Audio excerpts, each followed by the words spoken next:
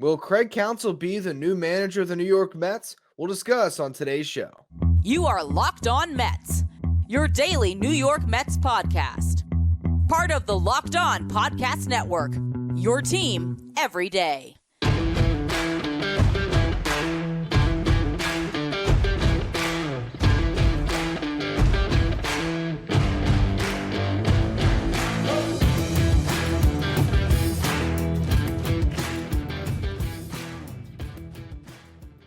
Hello to all you amazing Mets fans. You're watching Locked On Mets, part of the Locked On Podcast Network, your team every day.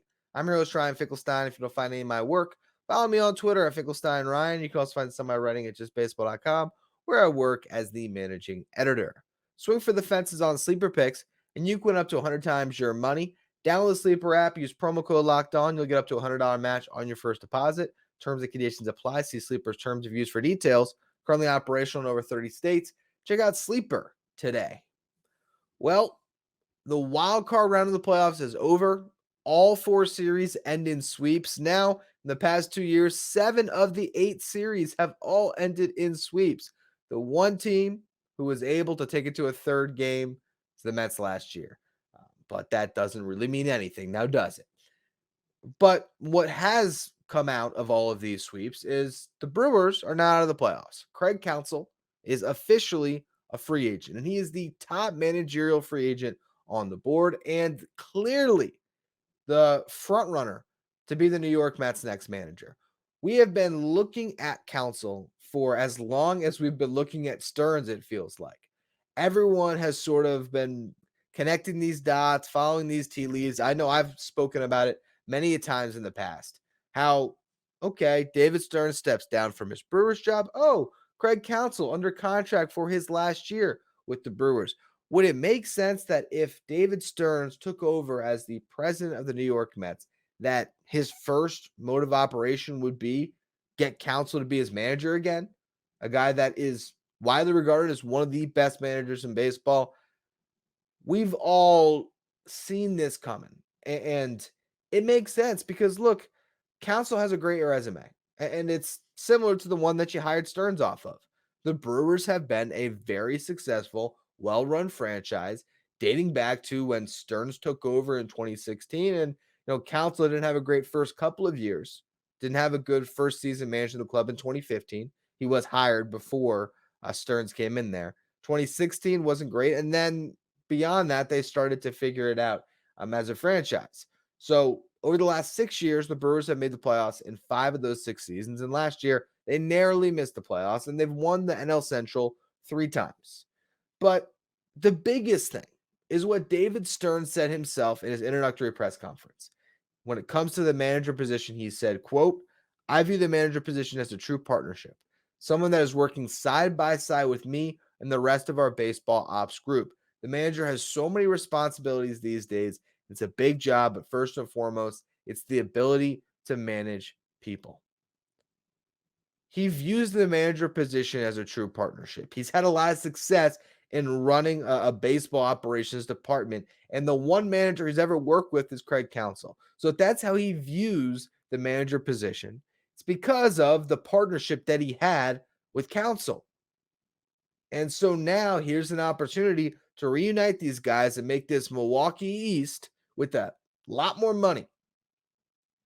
And if you're just looking at all the different managerial candidates and what you'd want to fill that position, Counsell checks all the boxes. The biggest one is the one that we just said, okay, that him and Stearns have worked together and they have to be aligned, okay? The final segment today, we're going to be talking about an article from the New York Post where Buck Showalter and Billy Eppler weren't aligned this year. So you need that relationship to be a connected one. Otherwise, there's friction. And sometimes it works. There's been some friction in Houston the last couple of years with Dusty Baker and the front office and how he manages the team, but they've won, so they've been able to figure some of those things out. But you're looking at this next window for the New York Mets. David Stearns is on a 5-year deal.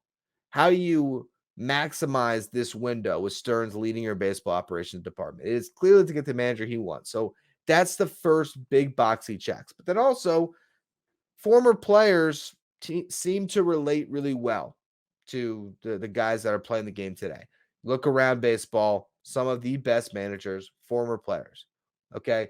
Skip Schumacher took the Marlins this year and made them a way better team than anyone expected as a former player relating to his current group.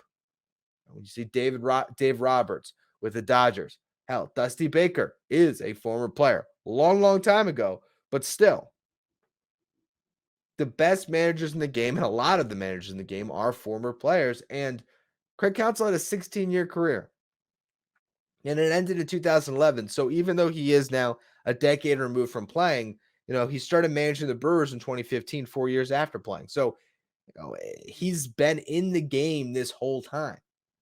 So that ability to relate to players, to manage personalities, seems like he has that, right? And he's also not the young guy either, even though he looks like he's still 25 years old because he's got one of the biggest baby faces the game has ever seen. I mean, this guy looks so good at his age. He's 53, and to look at a picture of him now and a picture of him when he's playing, and it's the same dude. I mean, he just doesn't age. But again, he does bring a lot of life experience and baseball experience to the position. He's not some rookie manager. He has over 1,300 games managed under his belt, and he won over 700 of them. So, to me, there is really no doubt about why the Mets should want Craig Counsell. Look at the other candidates. None of them can hold a candle to Craig Counsell based on all the things I just laid out. Because even if you find a manager like Joe Maddon, who's technically had more experience, and if you want to call it more success because he won a World Series, fine. I'm not a big fan of Joe Maddon personally. Just don't think that. I feel like if you go back to that World Series, they won it despite Joe Maddon in 2016, then because of him. But that's a discussion for another day. He's out there. Don Madden is out there. Those are guys that maybe have more experience. But Craig Counsell has plenty of experience and maybe relates to the players better. Gabe Kapler, he's out there as a managerial free agent. His teams have a history of wearing down, and he only made the playoffs one time in his managerial career up to this point. You have, of course, all the rookie managers, right? Whether that's Eric Chavez, promoting him from your own staff, or Carlos Beltran, or Joe Espada, who's been forever waiting for that opportunity but never gets it. It doesn't matter. Those are all inexperienced guys. I think when you combine the ability to work with an analytics department, and he literally was working with David Stern's department, so that relationship's going to work, being able to manage players and relate to them, and a guy who has the experience that's not going to be phased is going to get the job done, he checks every single box. So now the question is, why wouldn't he want the job, and why would he? And that's what we're going to get to next. We're going to look at Counsell's side of it. Is there a reason why he passes on this opportunity if it is ultimately presented to him? We'll get to that in a minute. Before we do, today's episode is brought to you by Sleeper. The NFL season is here. While Sleeper was your home for daily fantasy baseball all year, you can now look to daily fantasy football and still have that same chance to receive 100 times payout on your cash with that daily fantasy football. It's never been more exciting to watch the game right now. You can pick more or less on stats for star players in the NFL and receive that 100 times payout. Get your picks right. You can win big. They have built-in group chat functionality, so you can play along with your friends, decide who's the best pick for that given Sunday, and then you can copy your group's picks with the tap of a button. Entries can be made in 30 seconds or less. It's that easy, and there are safe and fast withdrawals. Use promo code Locked On. You'll get up to $100 match on your first deposit. Terms and conditions apply. See Sleeper's terms of use for details. Currently operational in over 30 states. Check out Sleeper today. All right, so now let's shift the conversation from why the Mets would want Craig Counsell to why Counsell would want the Mets job. And I don't think that there is really a clear-cut answer here to what Counsell is thinking right now. And he was asked about it after the game. He said, hey, it's not time or place to discuss that. He's built personal relationships in that clubhouse, and I'm sure there's a strong pull for him to still remain. And you hear the Brewers owner's comments on Counsell.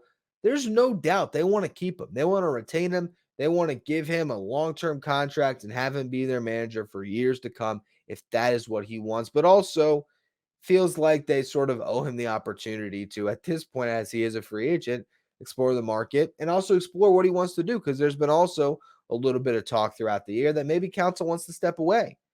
Maybe he's done enough managing at this point. He wants to, go back and do broadcasting again, which he did prior to taking over as the manager, or he wants to be a general manager. That's another thing that's been out there. Also, he's got kids that are going to be playing college baseball. Maybe he wants to take a year or two away and just focus on his family. All of that is in play. Now, with that said, if he takes the interview, if he is open to the opportunity of coming to the New York Mets, there's a very compelling argument to take that leap. The biggest thing is, well, there's two big things. The Stearns connection is obviously paramount, but the other factor here is the money. Look, you can say Craig Counsell is not a guy motivated by money, and maybe he's not.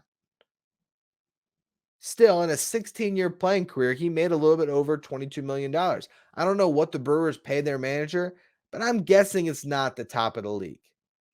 Dave Roberts is reportedly the highest paid manager in baseball for the Dodgers at $6.5 million per season. Let's just say the Mets gave Craig Counsell a 4-year deal. Actually, we'll start at 3 years. Let's start at 3 years, right? 3-year deal, and they match that of $6.5 million. He's pushing up on $20 million, $19.5 million. Give him a signing bonus, boom, he's at 20. That's almost as much as he made in a 16-year playing career for 3 years of managing the New York Mets. But let's take things a bit further. If you believe in David Stearns' vision as Steve Cohen in this scenario, right? And Stearns comes up to you and says, look, Craig Counsell is the best manager in baseball. I love him. He's exactly what we need. You're not going to find a better manager. You want that stability. He is our guy. And he says it's going to take a 5-year contract to get a deal done. Now, 5-year contracts for managers, that's not something you typically do. Buck Showalter got a 3-year deal to manage the Mets. I believe it was a little over $11 million. Counsell would be making a lot more than that, I would assume. Stearns is making at the top of the market at $10 million per season over 5 years, and Counsell is supposed to be the top manager available right now. He should probably command something close to what Dave Roberts is getting. So if the Mets put in front of him a 5-year contract where he's making north of $30 million, it's going to be hard to pass up that opportunity, especially the security in that. And honestly, as an organization, I think that'd be the best thing the Mets could do. Say, look, enough of the turnover. We've done it year over year for the better part of the past decade, it feels like, right? Ever since Sandy Alderson stepped down the first time in 2018, it's been Brody Van Wagenen for 2 years. Mickey Callaway is the manager. Dennis Luis Rojas. Carlos Beltran was the manager for half a second before Rojas. Buck Showalter comes in. There's, 3 different GMs. It's just been a carousel. Now you have the guy that's projecting stability on your organization in Stearns. And if he can hire his hand-picked choice for manager and Counsell, and you can combine the two on 5-year deals, and you say, hey, this is our franchise. This is it. This is what we're doing moving forward. We have our manager for 5 years. We have our president for 5 years. This is our new window. 5 years to become a perennial contender who's going to try to win a World Series during that span with an improved farm system and stars that are already locked up and more on the way. That's the vision you'd want to buy into. And, if you're looking at Craig Counsell and a guy that's been beating his head against the wall in Milwaukee for all these years, maybe he wants that opportunity to get to the mountaintop as a manager, and working with a guy in Stearns that I imagine he has great respect for, with Steve Cohen's resources plus a fat paycheck every couple of weeks coming from Cohen,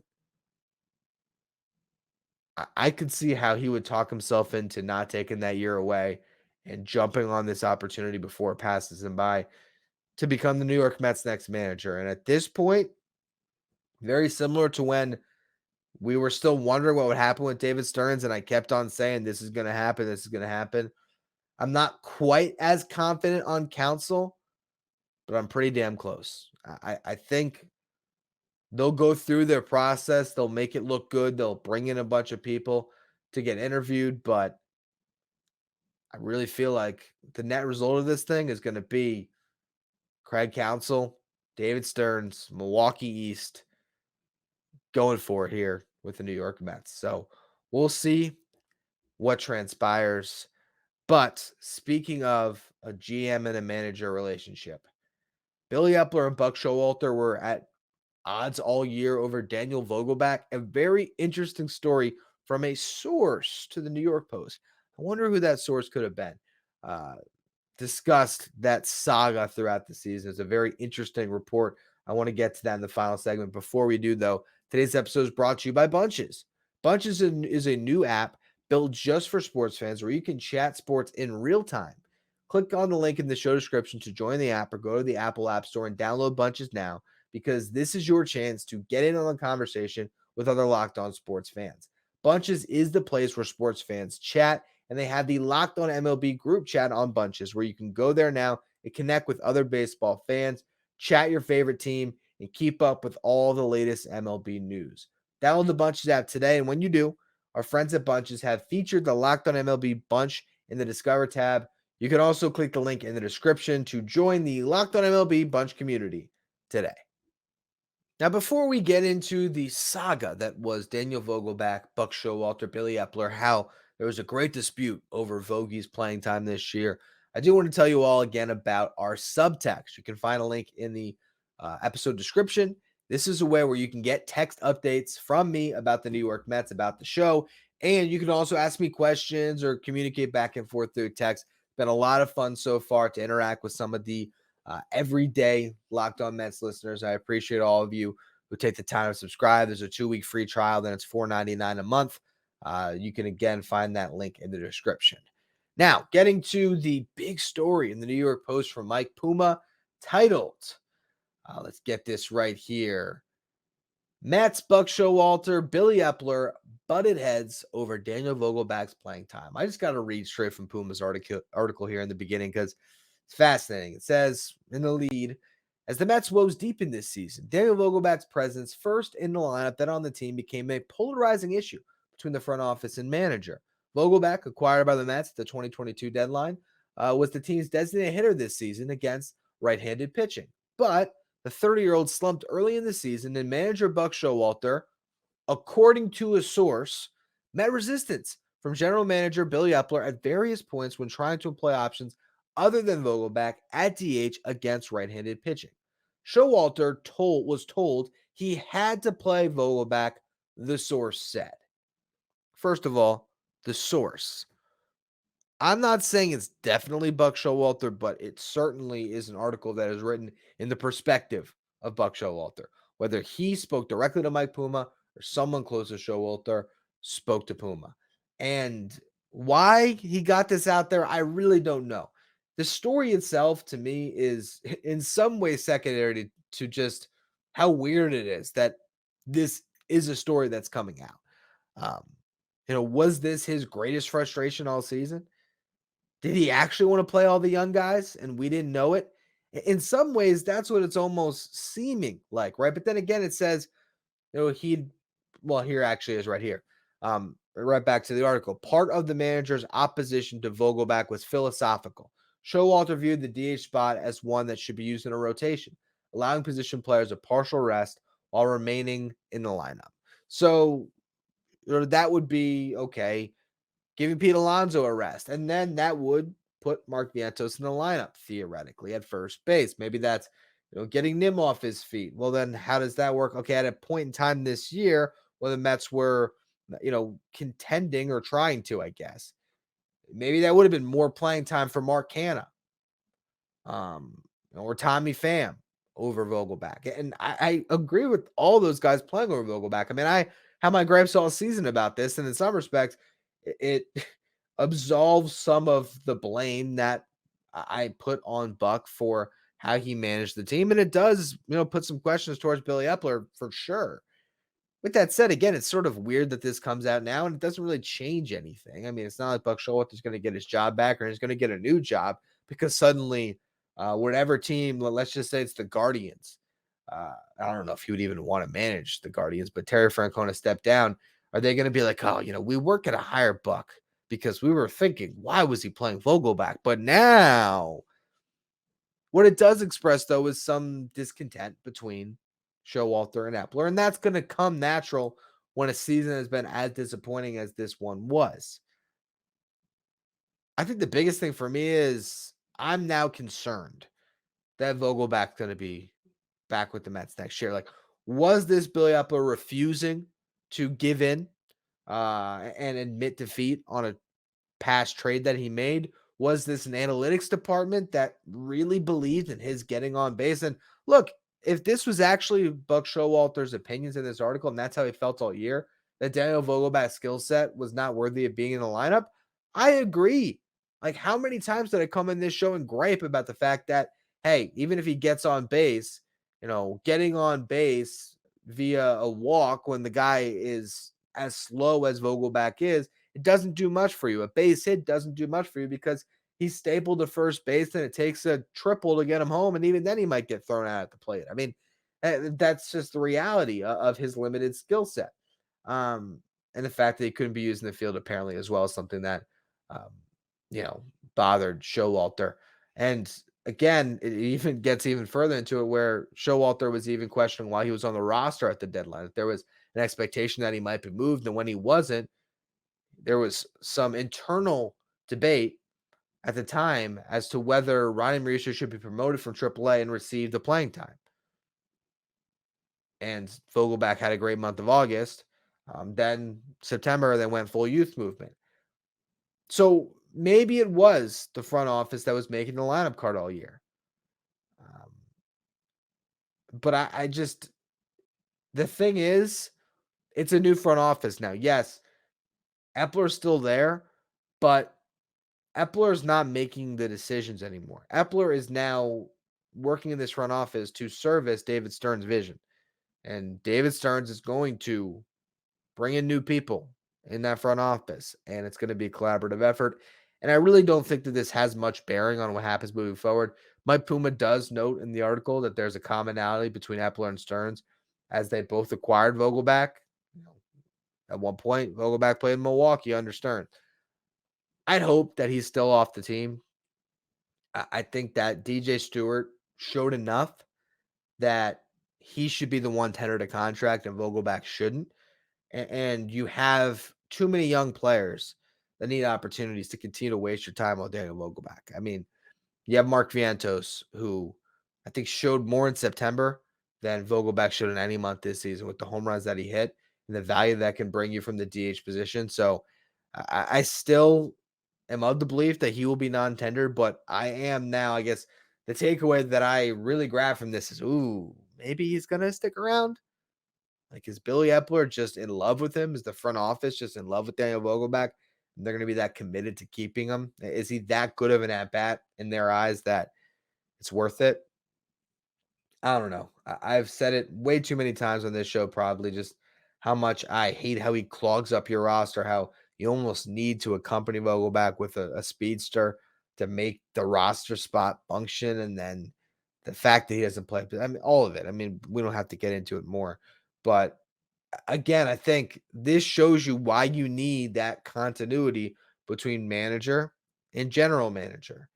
And we thought that Eppler and Showalter had it. You saw the season that they had this year. Maybe they did have it in the 101 win season, but this year wasn't there as evidence of this article. And moving forward, with Stearns now leading the charge, you need to make sure that manager that you bring in is going to work really well with him. So maybe that's Craig Counsell. On tomorrow's show, for all you everydayers, we'll finally get to it. I've been promising it long enough. Who would you rather the Mets sign, acquire this offseason? Juan Soto or Shohei Ohtani? It's going to be a fun show. Make sure you check it out. Make sure you follow our subtext and subscribe there. Link in the episode description. Follow the show wherever you get your podcasts. Subscribe on YouTube. Follow me on Twitter or X at Finkelstein Ryan.